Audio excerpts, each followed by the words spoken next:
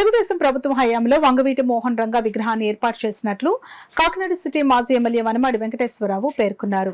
కాకినాడ శారదాదేవి గుడి వద్ద వంగవీటి మోహన్ రంగా విగ్రహం వద్ద తెలుగుదేశం పార్టీ ఆధ్వర్యంలో రంగా వర్ధంతి జరిగింది.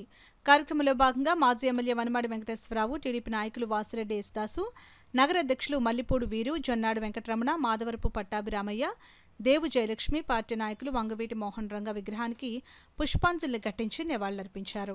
ఈ సందర్భంగా మాజీ ఎమ్మెల్యే వనమాడి వెంకటేశ్వరరావు మాట్లాడుతూ మోహన రంగా విగ్రహం తమ హయాంలో ఏర్పాటు చేయడం ఎంతో ఆనందంగా ఉందని అన్నారు.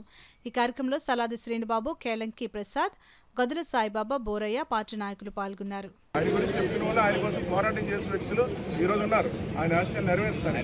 రంగా మిత్రమండలి కానీ, అదే మా దోసన కాపు సబ్జాన కమిటీ సభ్యులు కానీ వాళ్ళు ఆయన ఆశయాల కోసం పనిచేస్తారు. అంతే తప్ప మీరు ఆయనకి మళ్ళీ చెడ్డ పేరు తీసుకొచ్చే మాటలకి ఎప్పుడు మాట్లాడతాను. మీ ద్వారా తెలియజేసుకుంటూ మరొకసారి రంగా గారికి ఘనమైన నివాళులు అర్పిస్తున్నాం.